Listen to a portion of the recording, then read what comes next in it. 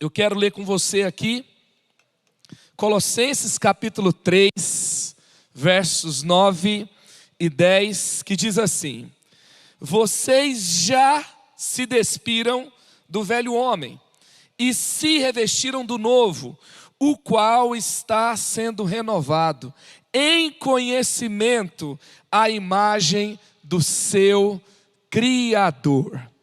Apóstolo Paulo, escrevendo aqui aos irmãos de Colossos, era perto da cidade de Éfeso, Éfeso era a capital da Ásia Antiga, e ali então, nesse contexto, as pessoas estavam muito ali enlouquecidas, estavam fascinadas pelo conhecimento da época, e eles então estavam falando daquelas filosofias e de arte, de cultura, e às vezes eles colocavam tudo isso no mesmo ali páreo de Jesus. Já viu aquela pessoa que fala de Jesus como se ele fosse apenas um iluminado na história, apenas um mestre inteligente? Era mais ou menos isso.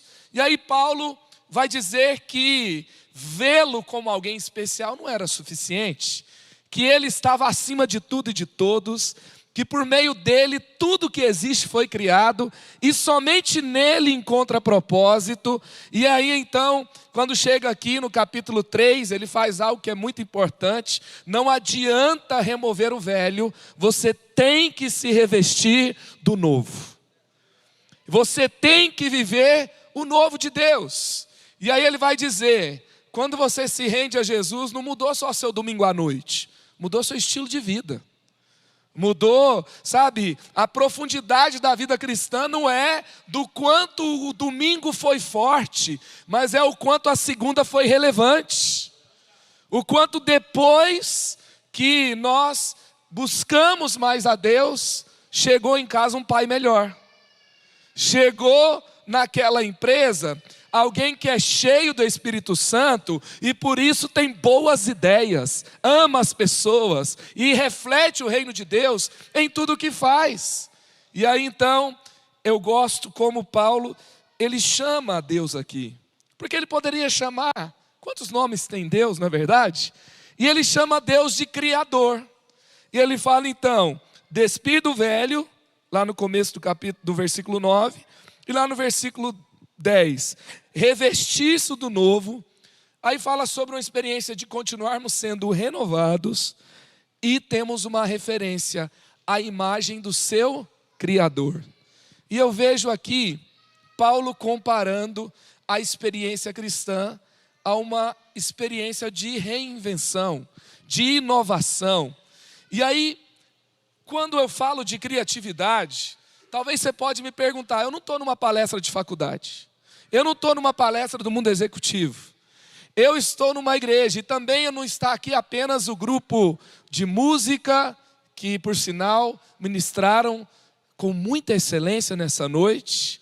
Não estou apenas com o grupo da mídia, com os fotógrafos, com os filmmakers, com os designers de moda, não é? Mas todos estão aqui. Por que falar de criatividade para todos? É simples. Se você pegar a sua Bíblia e você for lá para o primeiro capítulo, primeiro verso, e você vai ver a primeira característica que Deus quis que fosse revelada sobre si nas Escrituras. E vai dizer: no princípio criou Deus os céus e a terra. Então no princípio criou Deus. Deus é um ser criativo. Vamos lá para o verso 26 e 27. Há uma reunião no céu, Pai, Filho e Espírito Santo, criação coletiva. E aí o que vai ser criado? O homem. E aí o que é falado? Façamos o homem a nossa imagem e nossa semelhança.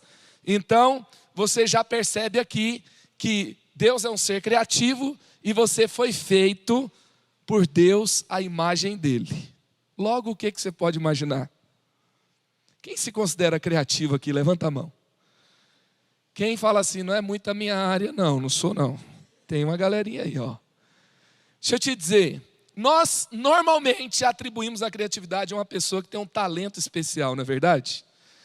Essa pessoa tem o dom, essa pessoa tem o talento. Eu gosto do que o Dan McCollum fala, baseado na palavra de Deus. Ele diz: criatividade não é um estado de espírito.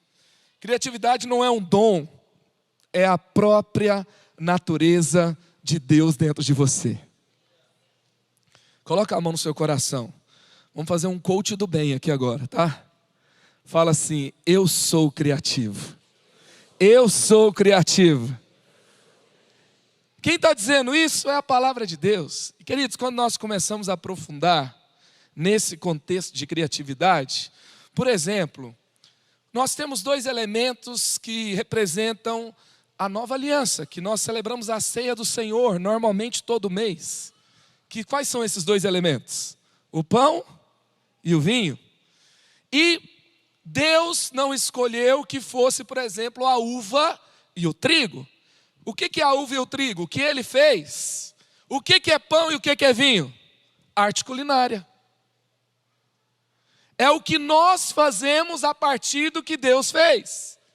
São elementos que celebram o quê? A nova aliança. A nova aliança também, o ato restaurador de Deus para a humanidade, com Jesus morrendo na cruz, nos religa a Deus, restaura o nosso propósito e nós fomos feitos semelhantes a Ele. Deus também está celebrando o fato de que nós podemos criar coisas novas com Ele, em unidade com Ele, em intimidade com Ele. O que é falta de novidade na terra? É falta de intimidade com o céu. Aonde há intimidade com o céu, há novidade na terra. E aí então, nós vamos percorrendo o que é evangelho. Boas notícias, boas novas. Além de ser bom, é novo. Era um prêmio que era dado para alguém que contava uma boa notícia. Algo novo e bom. Quando nós vemos Jesus ensinando nas parábolas, ele poderia apenas repetir o que as Escrituras dizia, ou apenas falar o que tinha que ser feito, mas ele para e ele conta uma história, um storytelling, uma ferramenta criativa para aplicar conceitos, para aplicar princípios. Você tem lá, na igreja primitiva, um problema. As viúvas gregas não estavam sendo supridas, e ali tem uma abordagem que é muito conhecida no mercado hoje, chamada Design Thinking, que é uma gestão criativa para resolver problema, onde você traz as pessoas que fazem parte do problema para ser parte da solução. Elas têm que ser ouvidas, e aí você tem uma solução. Os diáconos vêm para a igreja, é uma solução para um problema. Não é arte, mas é criatividade. O que é criatividade? Resolver problemas. Quantos aqui tem filhos? Tem hora que, quando ele era bebê, ele não queria comer. Você lembra disso? É um problema, porque tem que comer, não tem? Como que a gente resolvia? Olha o aviãozinho. Graças a Deus por Santos Dumont. O que seria de nós sem ele? Não é? Aí você tem, por exemplo, um dia eu estava numa situação complicadíssima, né? Não contaram para a gente todos os detalhes da paternidade. E aí eu estava no salão cortando cabelo. E o Levi, meu filho mais velho, 5 anos na época, ele não deixava cortar de jeito nenhum. Eu ia pagar 4 cortes de cabelo, gente. 2 horas, quantos já passaram por isso? E aí, daqui a pouco, o barbeiro olha para mim e fala assim: vai ter que ficar sem o pezinho, porque ele não deixa. E eu fiquei imaginando eu chegando em casa, com os 2 na época. E a minha esposa olhando e falando: o que aconteceu? Eu já fiquei imaginando aquela pergunta: não conseguiu? Eu tenho que resolver esse negócio. Tem que merecer aquele dia dos pais com mais do que pares de meia, né, pastor? E eu estou ali e eu fico pensando como é que eu ia fazer para resolver um problema. E aí então, estava na época das Olimpíadas. Meu filho é competitivo, não sei de onde ele tirou isso. E ele ficava me perguntando sobre as medalhas e sobre os jogos. E eu falei: filho, está acontecendo nesse salão agora as Olimpíadas do corte de cabelo. E comecei a narrar, e basicamente se ele não ficava quieto, ele perdia. Ele era ultrapassado, e se ele ficava quietinho, ele ia ganhando. E ele sentou na cadeira, fez uma cara de mal. E sabe, de vou ganhar esse negócio. E eu começo a narrar, 5 minutos, o cabelo está cortado. E o barbeiro olha para mim com aquele olho desse tamanho e fala: eu não estou preparado para ser pai, não. E eu olho para ele e falo: rapaz, você vai saber na hora, vai acontecer. E aí ele virou para mim e falou assim: olha, eu não sei nem quem é meu pai. Nunca eu não me lembro de uma experiência como essa que você fez. E o que aconteceu naquele momento? Eu resolvi um problema familiar, coisa do dia a dia. Daqui a pouco, sabe o que aconteceu? Eu estava no meio de uma barbearia, abraçado com um barbeiro. Eu estava orando, eu comecei a ministrar na vida dele: olha, você não teve talvez você não sabe quem é seu pai terreno, mas você tem um pai celestial perfeito. Ele cuida de você, ele te ensina, e você vai dar para o seu filho o que você não recebeu, e você vai ter uma nova história na sua geração. Aleluia!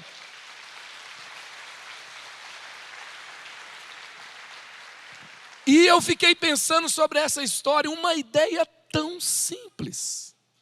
Uma coisa parecia tão pequena, só que trocou a atmosfera do ambiente. Era um dia a dia. Hoje, quando o Uber me trazia, eu conversava com ele, e eu queria trocar a atmosfera daquela conversa. E quantas vezes você está numa sala de aula, onde há uma atmosfera onde Deus parece que não é bem-vindo, e se você falar de Deus naquele ambiente, você vai virar meme rapidinho, não é? E às vezes você está num discipulado com alguém que não entende o que você está falando, ou parece que não se interessa por algo que é tão poderoso, e nós queremos trocar a atmosfera. Deus quer dar ideias para o seu povo, que atmosferas de cidade inteira serão trocadas. Atmosferas da família serão trocadas. Às vezes um sinal de amor com criatividade troca completamente o ambiente de um casamento, de uma família. Grandes ideias podem gerar, grandes resultados financeiros que vão abençoar pessoas, famílias, pessoas que precisam, e vão ajudar no avanço do reino de Deus. Eu acredito que Deus tem grandes ideias para derramar sobre o seu povo. Eu acredito que sim, Deus quer nos inspirar a fazer grandes coisas. Assim como Ele ensinou, inspirou, Ele derramou sobre José criatividade, sabedoria para liderar uma nação em tempos difíceis. Ele se tornou um governador. Daniel com a sua visão, Salomão com a sua excelência e sua criatividade, Jesus com plenitude da manifestação do céu e da terra, e ele transformou ambientes e mudou a história, e de forma que ele não tinha os poderes dos exércitos, dos palácios. Ele dizia que o seu reino não era desse mundo, mas a revolução mais importante da história estava acontecendo onde ele estava. Eu creio nisso. E então, eu quero, olha algumas ideias tão poderosas que podem mudar ambientes. Tem uma história, saiu assim ali no contexto da pandemia, 3 amigos jovens, eles se uniram, tem uma imagem aí para você ver, e eles criaram um curso que deram por meio do Instagram, tem uma imagem aí, tá? E eles então formaram 2.000 designers no meio da pandemia. O que aconteceu? O mundo estava, louco, os jovens estavam perdendo empregos, estavam vivendo um mundo de adiamentos. Eu não sei quantos casamentos, festas de casamento foram adiadas, celebrações de casamento foram adiadas aqui, lá na igreja da cidade, foram cerca de 100 naquele contexto. Formaturas adiadas, viagens adiadas, estágios adiados, e ao mesmo tempo uma busca por determinados tipos de habilidades. E 3 jovens se juntam, pegam a ferramenta mais simples, Instagram, e formam 2.000 designers. Eu estava vendo um menino, um indiano, 13 anos de idade. ele, brincando com Lego, ele começa a pensar sobre ali algumas coisas, ele inventa uma impressora em braille. Essa impressora ficou 75% mais barata do que as convencionais e hoje beneficia cerca de 35 milhões de deficientes visuais que há no mundo. Então, grandes ideias, pequenas ideias, coisas simples podem gerar grandes resultados. Ministérios, pessoas, famílias podem crescer e serem abençoadas. E às vezes quando a gente fala sobre a criatividade, tem muita gente que tem às vezes um mito sobre a criatividade, que é um botão que você liga, tum, pronto, você começa a criar. Ou uma lâmpada que acende em cima da sua cabeça, do nada vem uma ideia. Sabe, às vezes tem gente que nos ilude com esse negócio, do nada eu tive uma ideia. Pode acontecer muito raramente. E aí talvez você fica com aquela coisa de que ou eu sou criativo ou eu não sou. Mas eu gosto do que a Julia Cameron fala. Ela fala, o processo criativo é um processo de entrega e não de controle. Ou seja, eu não controlo quando as boas ideias vêm, mas eu me entrego para a solução de um problema.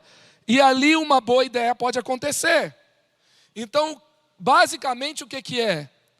Deixa eu te perguntar, o que traz indignação ao seu coração? Qual que é a causa que você tem lutado para trazer respostas? E aí quando você se dedica para resolver, o que vai acontecer? Você estuda, você conversa com pessoas, você ora, você se dedica. E o que vai acontecer? No meio do caminho, uma boa ideia acontece. Não é do nada, é um processo.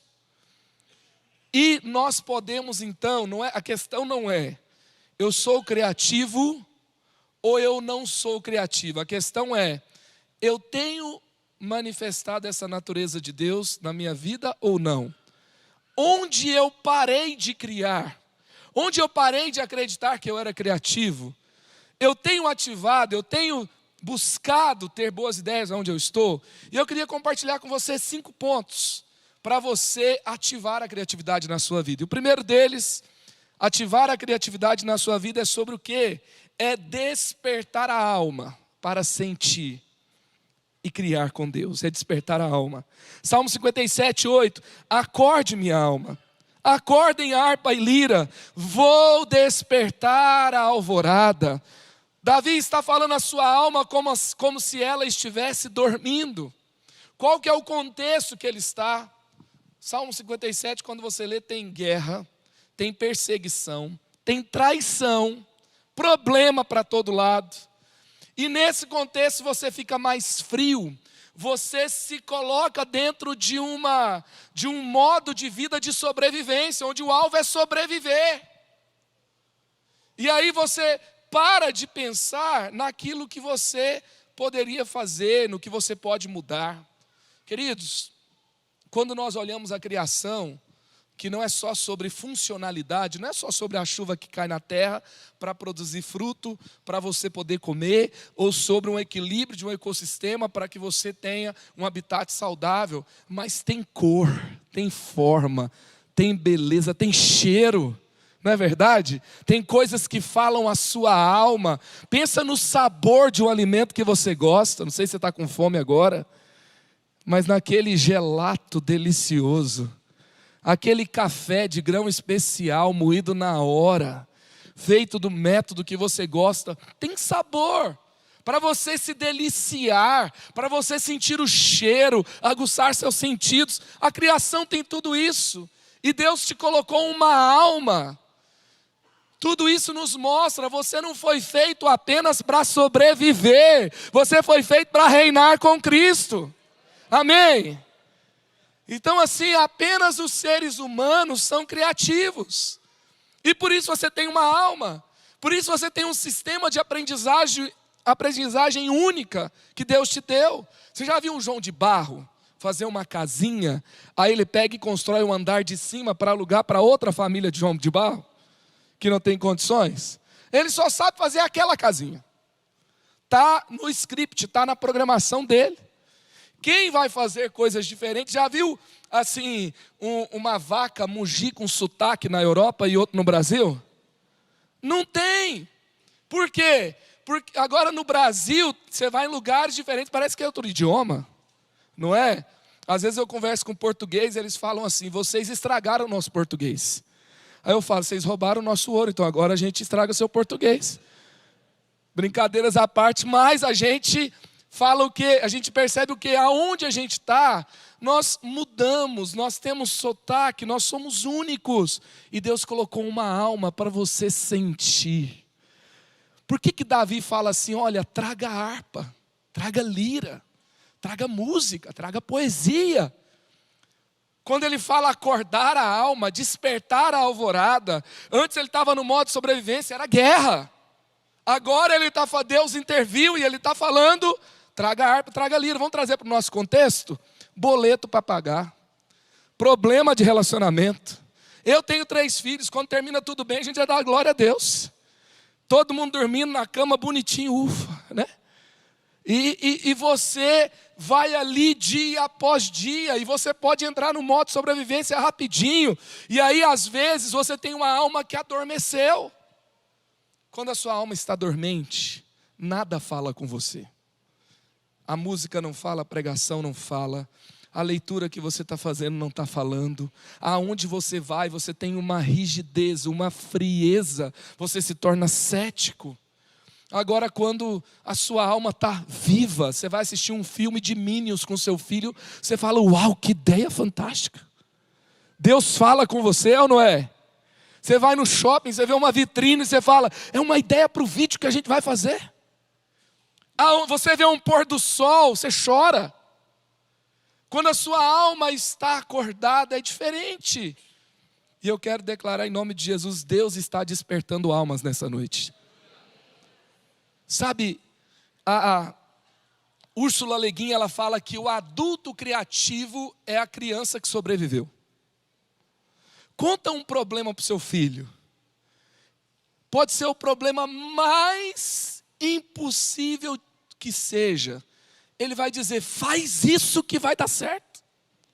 Ele acredita que pode mudar.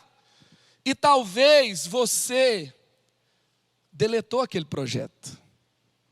Talvez você abriu aquele arquivo muitas vezes e você acreditava numa solução e você tentava, mas você parou de acreditar que pode ser a resposta. Você se preocupava com pessoas que sofriam em determinada área e você fez tanta coisa, mas você entrou no modo sobrevivência. Sabe, às vezes uma ideia nova, às vezes uma tentativa de deixar um lugar um pouco mais bonito, mais decorado, mais cheiroso, mais, sabe, inspirador, é um sinal que ali tem alguém que não é apenas um sobrevivente. Alguém que acredita, alguém que tem uma alma viva, despertada. E eu gosto desse texto que Davi fala: eu vou despertar a alvorada, ou seja, vou fazer amanhecer. E o que é a noite na Bíblia? A noite nos fala da tristeza, porque a tristeza pode durar uma noite, mas a alegria vem pela manhã. A noite fala de impossibilidades, porque Jesus diz: trabalhe enquanto é dia, porque a noite vem quando não se pode mais trabalhar. Então, situações de tristeza, situações de impossibilidades, e aí Davi fala: vou despertar a alvorada, ou seja, não vou esperar amanhecer. Com Deus nós podemos fazer amanhecer, nós podemos trocar um ambiente de impossibilidades para um ambiente de possibilidades, e até a dor pode ser reciclada, porque uma ferida fechada é um ministério aberto e outros são abençoados. Vem de ambientes onde a nossa alma está viva, acordada. Sabe, a alma que contempla, a alma que vê ideias. O que é o criativo, gente? O criativo é alguém que carrega uma mochila cheia de ideias, que ele viu em algum lugar. Porque Deus cria do nada, a gente cria a partir de alguma coisa. Então, você vê algo, você falou ao seu coração, sua alma, você guarda. Porque já dizia o pastor Rick Warren, né? O que é copiar de uma pessoa?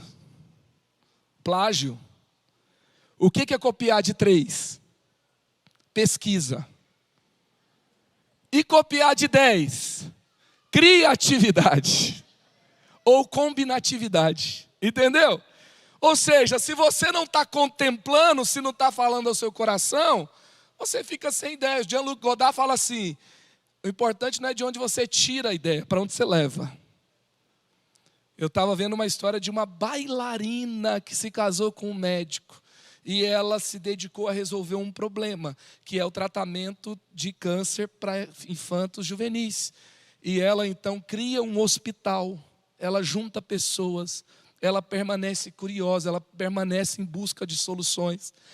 E hoje o hospital dela, que está lá na cidade de São José dos Campos, o GAC São José, ele tem um índice de cura de câncer semelhante a um índice de primeiro mundo.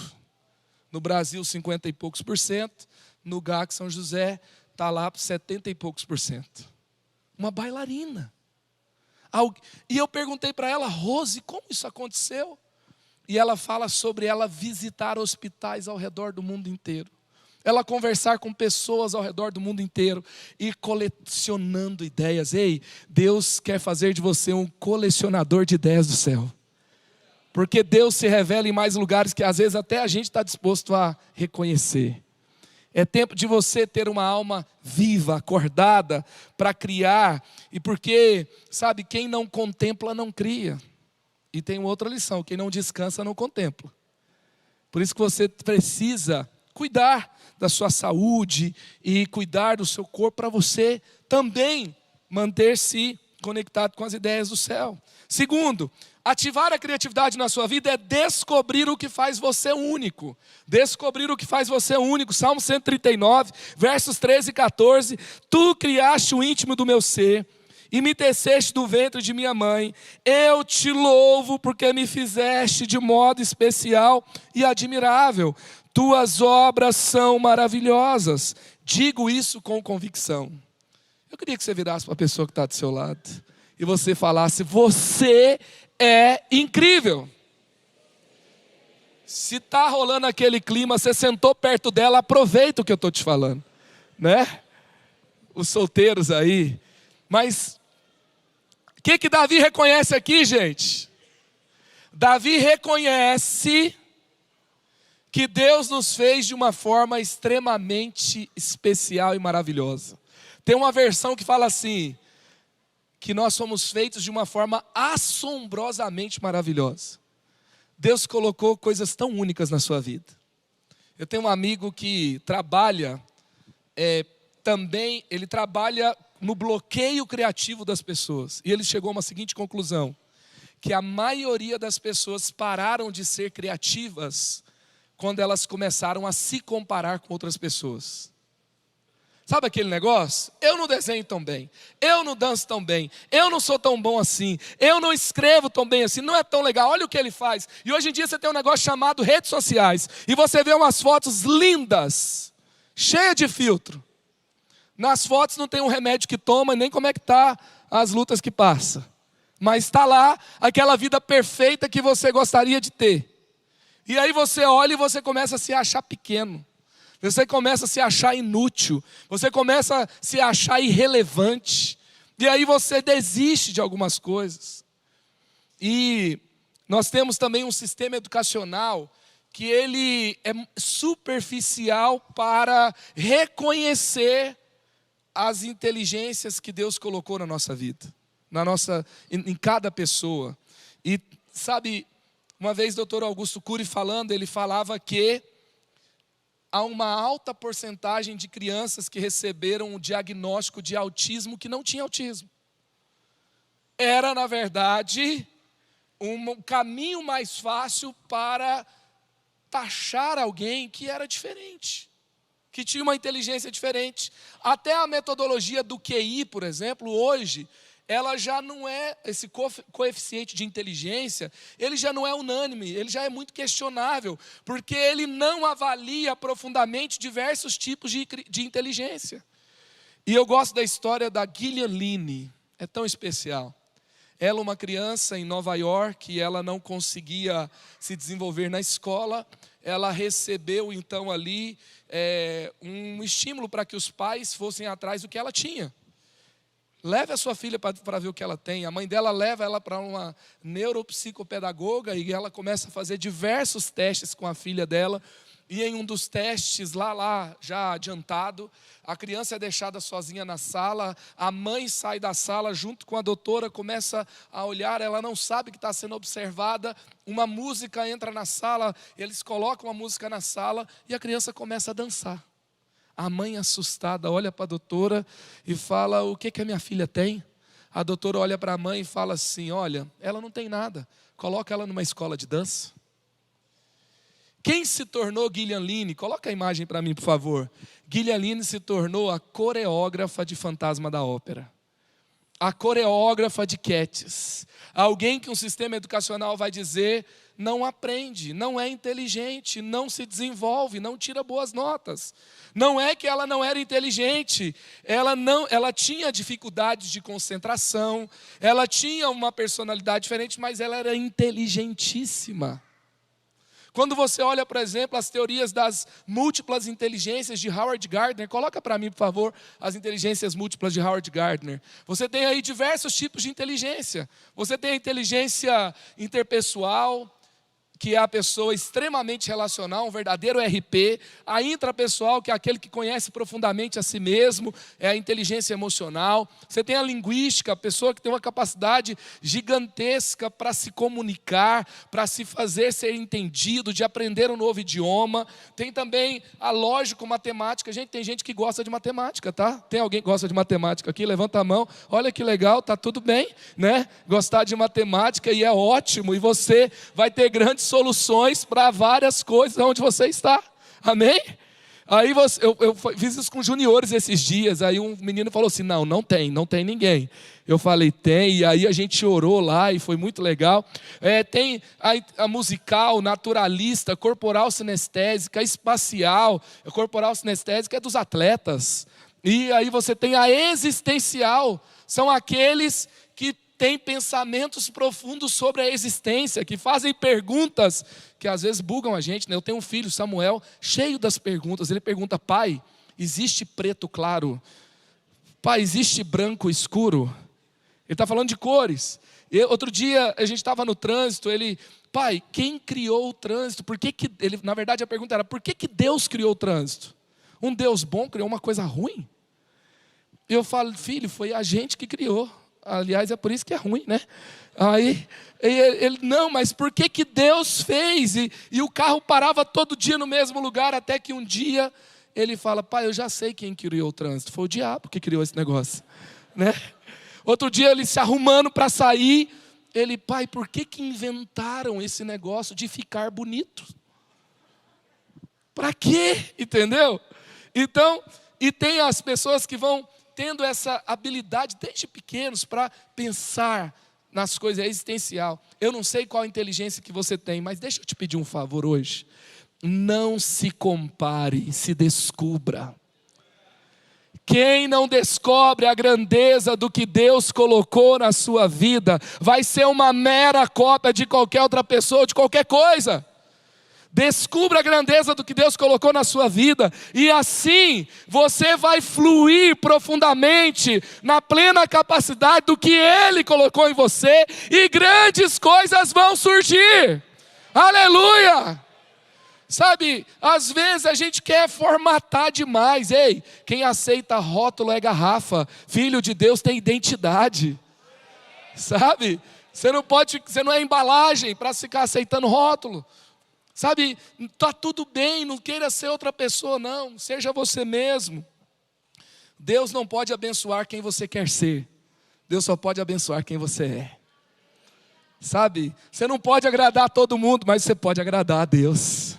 O que você tem é suficiente para cumprir o seu propósito. Terceiro, para você ativar a criatividade na sua vida, você precisa ousar viver o desconhecido. Sabe, tem lugares novos para você pisar.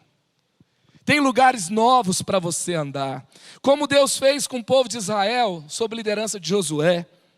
Versos 4, 5 do capítulo 3, diz assim, mas mantenham a distância de cerca de 900 metros. Entre vocês e a arca, não se aproximem. Desse modo, saberão que caminho seguir, pois vocês nunca passaram por lá. Josué ordenou ao povo: santifiquem-se, pois amanhã o Senhor fará maravilhas entre vocês. Que lugar é esse? Um lugar desconhecido, 900 metros, um lugar que tenha um espaço para você aprender como pisar nele, como andar, onde você não domina, onde você precisa ser cauteloso, onde você precisa se adaptar. Sabe, às vezes as portas não estão fechadas, elas só não podem ser acessadas pelos velhos caminhos. Há caminhos novos, só que nele você tem que ter a humildade de aprender. A humildade de não estar no controle, depender da ajuda de alguém que vai estar à frente, dizendo: agora pode vir. A capacidade de criar está intimamente ligada à capacidade de aprender coisas novas. Eu me lembro quando eu recebi numa conferência de jovens, Dr. Rousseau Shedd, aos seus 84 anos de idade. Dr. Rousseau Shedd, quantos conheceram o Dr. Rousseau Shedd? O trabalho, a Bíblia comentada por ele, sabe, um teólogo, um dos maiores teólogos que o mundo conheceu. E aí então o Dr. Rousseau Shedd chegou numa conferência de jovens, 84 anos. Os convidados da conferência estavam ali, pastores de jovens, pastores que a juventude recebiam tão bem do Brasil inteiro. E ele lá, aos seus 84 anos, e no dia que ele foi, igreja lotada de jovens. Ele pregou 1h30, ninguém se levantou. Eu lembro dos 13 pontos do sermão dele. Ele, meia hora depois, uma entrevista, todo mundo ouvindo. Eu achei tão interessante que quando ele chegou, ele sentou assim na frente do meu lado, e aí começou o louvor, ele se levantou, e louvor de conferência de jovens. Ele virou para o meu lado e falou assim: isso é um culto ou é uma festa? Eu falei: é os dois, mas é para Jesus. E eu fiquei pensando, alguém da, sabe, magnitude dele, fez tanta coisa, ele precisava estar num lugar diferente. Ele precisava ir num lugar que ele não tinha ido. Ele perguntou para mim: irmão, qual livro você não tem dos meus? E eu falei para ele me deu todos. Ele precisava investir em mais uma pessoa. E ele prega numa conferência de jovens aos seus 84. Eu fico pensando, para onde eu vou ser convidado com 84 anos? Será que vai ter alguém que vai me chamar? Conferência dos vovôs em algum lugar? E ele está ali, e era difícil ter uma agenda dele. E eu me lembro que eu fiz a pergunta para ele: Dr. Rousseau Shedd, qual é o segredo? E ele disse para mim: irmão, eu ainda estou aprendendo. Aos 84 anos, com uma vasta produção teológica, um doutor reconhecido em tantas áreas do conhecimento, e ele ainda estava aprendendo. Mas hoje tem gente com 20 anos que já acha que já sabe tudo. Se você quiser continuar sendo relevante, criando coisas novas, mantenha-se com um coração aprendiz. Tem gente que chegou pela primeira vez nessa igreja hoje. Sabe o que eu queria te dizer? Que essa pessoa tem algo para nos ensinar. Ela traz um presente do céu, e quando a gente honra e a gente tem um coração aprendiz, a gente vê Deus se revelando por meio dela. Sim ou não? Então vamos manter com o coração aprendiz, e manter o coração aprendiz é manter aprendendo, é manter o seu cérebro ativo, é uma máquina muito poderosa que Deus te deu, e você é capaz até de mudar a forma física do seu cérebro com o aprendizado, é a neuroplasticidade, só que Paulo já tinha descoberto muito antes. O pessoal está falando aí como se fosse a última descoberta do século, mas lá em Romanos 12 ele falou: transformem-se pela renovação da sua mente.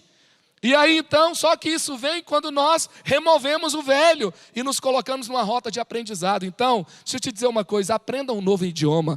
Deixa eu te perguntar uma coisa: qual foi a última vez que você fez algo pela primeira vez?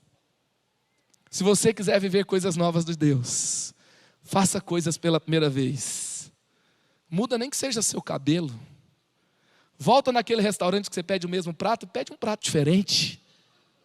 Sabe, Faz um caminho diferente para voltar para casa hoje. Não deixa o carro ir sozinho, não. Faz coisas novas, amém? Isso vai fazer toda a diferença. Mudar o cabelo para os que tem, né, gente? Tem uma fase que ou vai ficar branco ou vai cair. Outra coisa, se você quiser viver coisas novas, ativar a criatividade na sua vida, isso é sobre o quê? É sobre valorizar cada pessoa e cada contexto. Lucas capítulo 9, verso 53 a 55. Mas o povo dali não o recebeu, porque se notava que ele se dirigia para Jerusalém. Ao verem isso, os discípulos Tiago e João perguntaram: Senhor, queres que façamos cair fogo do céu para destruí-los? Mas Jesus, voltando-se, os repreendeu, dizendo: vocês não sabem de que espécie de espírito vocês são, pois o Filho do Homem não veio para destruir a vida dos homens, mas para salvá-los. Os discípulos parece que tinham feito um curso de poder, né? E fala assim: quer o poder? Só falar. Parece que eles queriam fazer igual os jovens de hoje em dia, né? Manda descer o fogo do céu, consome os inimigos, aí pega o celular, vira, olha onde nós chegou, favela venceu. Eles estavam preocupados com a performance. Eles queriam lacrar, eles queriam mitar, eles queriam fazer um negócio doido ali, só um negócio diferente. Deixa eu te falar uma coisa: criatividade não é só algo ousado ou diferente que você faz. Outro dia meu filho jogou água no teto do banheiro, para todos os lugares, e eu fui lá e falei: Samuel, como é que você consegue ter tanta ideia para fazer bagunça? Ele virou para mim e falou assim: criative-se, pai, né? Então tem gente que acha que é só fazer uma coisa doida lá, mas a criatividade tem a ver com o valor que você gera para alguém, com a forma que você abençoa pessoas. Jesus disse: eu não estou preocupado com a capacidade que vocês têm de fazer descer fogo do céu. Eu não estou preocupado, sabe, com essa vontade toda que vocês estão de aparecer. Eu estou preocupado com o quanto você ama essas pessoas, mesmo que elas nos rejeitem. E se você for observar, as melhores ideias do nosso tempo têm a ver com uma coisa chamada empatia. Você se colocar no lugar do outro, você calçar os sapatos do outro, você entender como é a dor do outro. Eu me lembro de uma história, tem um filme chamado Thor Ragnarok. Quem assistiu Thor Ragnarok aqui? As crianças adultas e as crianças, né? Todos nós. Tem uma cena nesse filme, que é a cena quando o Thor se encontra com o Hulk na arena dos gladiadores, e aí eles estão ali, eles receberam uma influência para não reconhecerem um ao outro, mas ali o Thor ele consegue fazer algo que ele está reconhecendo, e aí eles são perguntados, né? E aí de onde se conhece, aí o Thor fala: não, ele é um amigo do trabalho. E essa fala desse filme, se você procurar hoje o trailer desse filme, essa fala é uma das falas de ponto alto. Então ela está no trailer do filme. São as melhores falas que aguça você para assistir o filme. E é uma franquia bilionária do cinema que utilizou essa ideia. E o ator do Thor, ele conta, o ator do Thor, eu não sei o nome dele, minha esposa sabe, eu fico com ciúmes dessas coisas.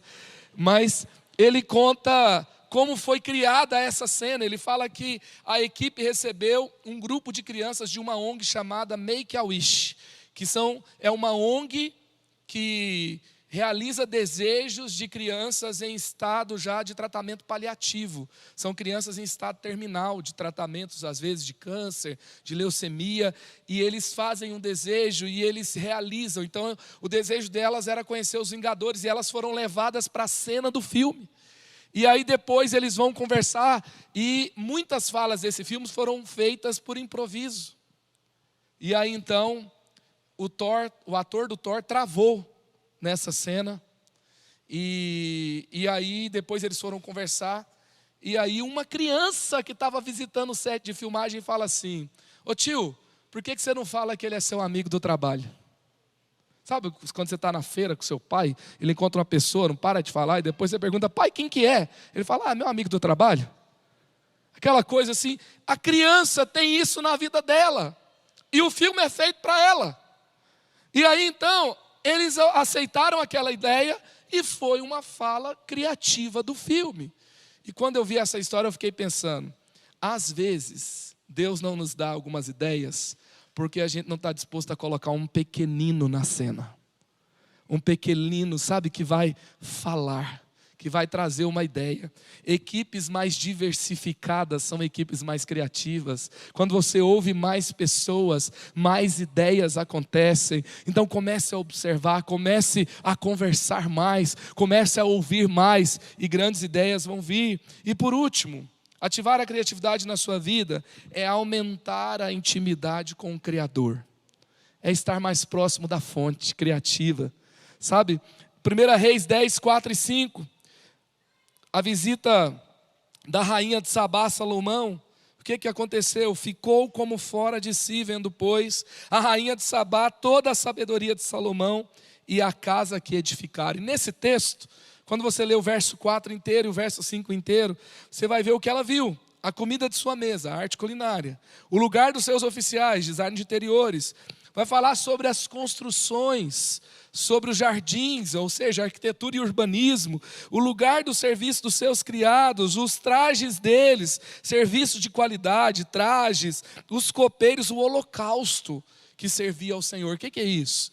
Nem a forma que eles se relacionavam com o seu Deus era algo comum, algo sobrevivência, tinha algo especial. E quando eu leio esse texto eu começo a pensar, está na hora do mundo ficar sem fôlego de novo, diante da manifestação de Deus por meio de seus filhos. Até no mundo hoje executivo, até no universo comum da sociedade, há um reconhecimento de que há algo sobrenatural na criatividade, há algo espiritual. E o mercado está falando que essa habilidade é uma das mais importantes para os próximos 5 anos. E quando eu vejo isso acontecendo, tem CEO buscando gurus espirituais.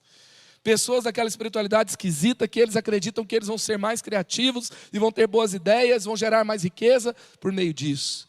E quando eu vejo tudo isso, eu começo a pensar, está na hora da igreja ser protagonista.